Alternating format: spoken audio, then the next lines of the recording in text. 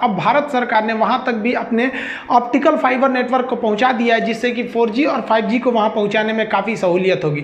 देखिए, जो हिमालय पर्वत है उसको हम लोग यहां से देखते हैं, ये हिमालय वाला हिस्सा है, लेकिन इस हिमालय का हिस्सा कुछ नीचे इधर पूर्वी भाग में चला जाता है, म्यांमार के पास में, तो उसे आराकाम योमा पर्वत होते हैं, लेकिन इसके आगे ये समुद्र में डूब जाता है। ये इसे जलमग्न भाग कहते हैं। ये हिमालय की जो चोटियाँ हैं, और ये जलमग्न भाग धंसने के बाद फिर जाके जहाँ पर ये दृष्टिगोचर होता है, जहाँ ये निकलता है, वो यहाँ पर निकलता है। तो इसी को हम लोग कहते हैं अंडमान निकोबार।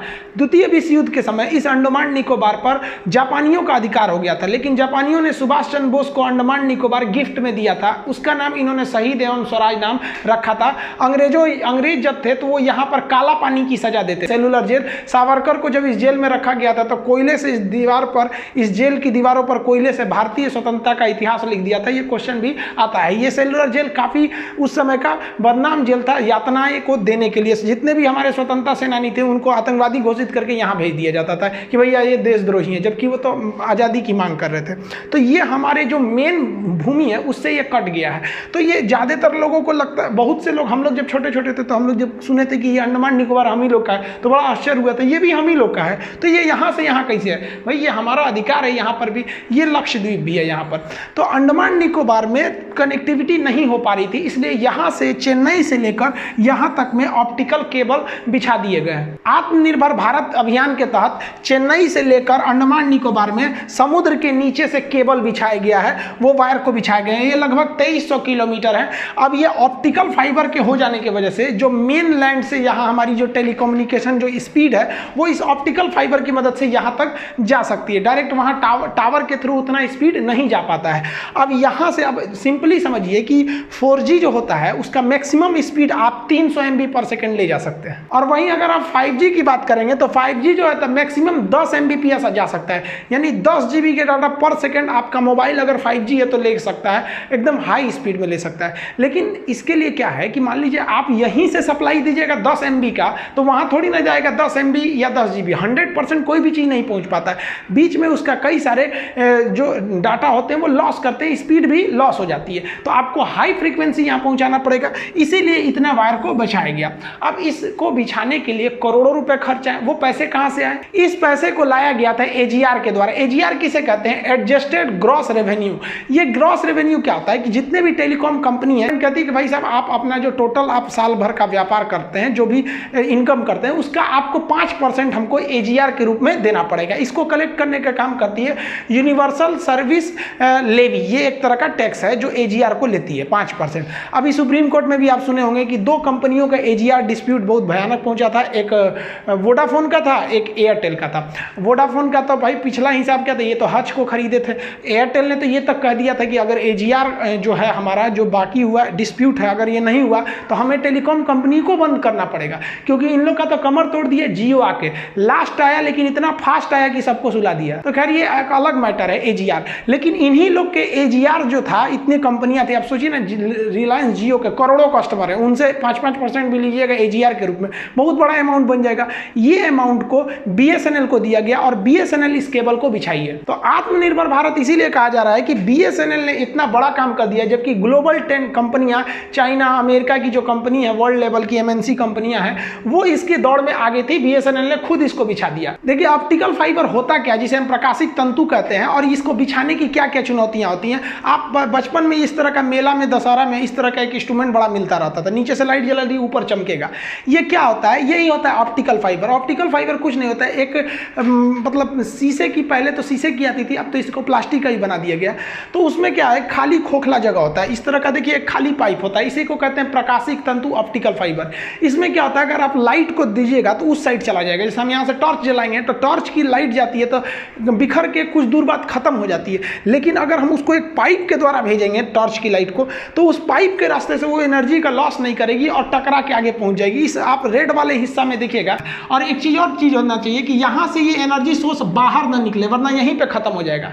अगर आप इसको बाहर निकलने से रोक देते हैं तो ये यहाँ से जाएगा, यहाँ टकरा के, यहाँ टकराएगा, यहाँ ऐसे ऐसे घूमते रह जाएगा। अब आपको डिपेंड करता है कि इसको कितना लंबा इस पाइप को आप रखते हैं, इस शीशे के पाइप को। लेकिन शीशे के पाइप को काफ़ी लंबा रखना काफ़ी मुश्किल था, तो इसका काम किया नरेंद्र सिंह कपानी, भारतीय मूल के वैज्ञानिक। इन्होंने एक ऐसा ऑप्टिकल फाइबर बनाया जो फ्लेक्सिबल था, उसको कहीं भी मोड़ सकते थे और उसमें लाइट जलाइएगा ना तो लाइट उस पर निकल जाती थी। इसके बाद धीरे धीरे वैज्ञानिकों ने दिमाग लगाया कि लाइट की स्पीड बहुत ज़्यादा होती है, तो हमारा जो डाटा था, जो जैसे मान लीजिए आप हमें वीडियो देख रहे हैं, ऑडियो देख रहे हैं, तो इसको इलेक्ट्रिकल सिग्नल में बदल के ऑप्टिकल फाइबर के थ्रू, इसी के थ्रू क्यों ना हम लोग डाटा के माध्यम से ट्रांसमिट कर दें। तो वैज्ञानिकों ने दिमाग लगाया कि हमको क्या है कि यहाँ से अगर हम लेयर लगा देंगे तो हमारा डाटा लीक नहीं करेगा और स्पीड भी बहुत तगड़ा रहेगा। तो इसलिए एक ये सूचना के क्षेत्र में एक बहुत बड़ी क्रांति आ गई, ऑप्टिकल फाइबर। ये ऑप्टिकल फाइबर ही रहेगा तो ही आपका नेट तेज चल पाएगा। हम भी जो ऐप को लॉन्च करने में इतना लेट हो गया वो इसीलिए कि क्योंकि हम लॉकडाउन में थोड़ा सा घर पे आए हुए थे, तो यहाँ पर ऑप्टिकल फाइबर नहीं था। अब ये ऑप्टिकल फाइबर लग गया, इसलिए इस महीने आपका ऐप आ जाएगा। तो ये ऑप्टिकल फाइबर किसी भी डाटा को काफी तेजी से ट्रांसमिट करता है। इस ऑप्टिकल फाइबर को समुद्र में बिछाना काफी मुश्किल था। मुश्किल ये था कि समुद्र में बिछा दीजिएगा, ठीक है, इसमें मछली आके दांते से बकोट लेगी तो टूट जाएगा, यहाँ पे बहुत सारा दिक्कत था। इसलिए और एक और चीज था कि आप इसको जमीन के रास्ते भी ले जा सकते हैं। आपके शहरों में देखे होंगे ऐसे पाइपलाइन बिछाया जाता होगा ऑप्टिकल फाइबर का। अब मान लीजिए इसमें मिट्टी डालें, दाबे, बारिश से सड़ गया, भीग गया तो टूट जाएगा, सारा डाटा आगे जा ही नहीं पाएगी, सप्लाई रुक जाएगी। तो इसके लिए इसको हम लोग 8 लेयर की सिक्योरिटी देते हैं। टोटली ऑप्टिकल लेयर पे फाइबर पर 8 लेयर की सिक्योरिटी दी जाती है। कैसे? सबसे बाहर जो होता है वो पॉलीमर की सिक्योरिटी दे दी जाती है, वाटरप्रूफ लेयर लगा देते हैं। उसके अंदर एक स्टील लगाते हैं, फिर एक वाटरप्रूफ लेयर लगाते हैं, फिर स्टील के ये रॉड लगा दिए जाते हैं। उसके बाद से यहाँ पर हम लोग वाटरप्रूफ लेयर लगाते हैं, केमिकल लेयर, कई तो टोटल 8 लेयर लगाते हैं। देखिए यहाँ पे लेयर लगाते हुए एक ये लेयर अलग है, ये लेयर अलग है, यहाँ से अलग, फिर ये, फिर ये, फिर ये, इस तरह से 8 लेयर। अब मेन यहीं पर है आपका ऑप्टिकल फाइबर। इसको सेफ्टी देने के लिए इतना मोटा लेयर लगा दिया गया। अब आप बताइए इसको कौन काटेगा? ये स्टील को तो कोई काट नहीं पाए। मान लीजिए कि ये ऊपर वाला लेयर घिस गया घिसावट से, तो अब स्टील नहीं ना घिसेगा। उसके अंदर फिर एक तो लेयर लगाया, फिर स्टील है, फिर ये केमिकल का लेयर, पेट्रोलियम का लेयर, इस तरह से करके बहुत ज़्यादा लेयर है। और अंदर से हम इस मामूली ऑप्टिकल फाइबर को लाते हैं। इस ऑप्टिकल फाइबर्स को लाने से यही फायदा होता है कि आपने जो भी वीडियो को रिकॉर्ड किया, नेट के माध्यम से जैसे अपलोड करेंगे वो आपका नेट क्या करता है, इसी ऑप्टिकल फाइबर, हम जो भी वीडियो बनाते हैं इसको तो पूरी दुनिया में कैसे फैला दिया जाता है कोई भी चीज को, इसी ऑप्टिकल फाइबर की वजह से, क्योंकि पूरी दुनिया में इसको बिछाया जा चुका है। समुद्र में इन ऑप्टिकल फाइबर को बिछाने के लिए एक बहुत बड़े शिप आते हैं।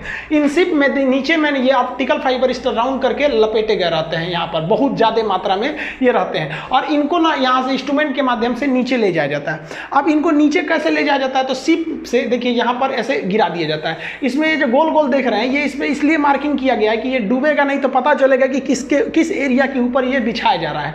अब यहाँ से नीचे गिरा दीजिएगा और एक मशीन होती है जो यहाँ से ड्रॉप कर दी जाती है। येलो कलर की मशीन देख रहे हैं, ये मशीन क्या करती है, मिट्टी को इसे बकोट लेती है। तो आगे से इसे मिट्टी को बकोट लेगी और पीछे से वायर को बिछाते हुए आ जाएगी और लेवलिंग करके बराबर कर देगा।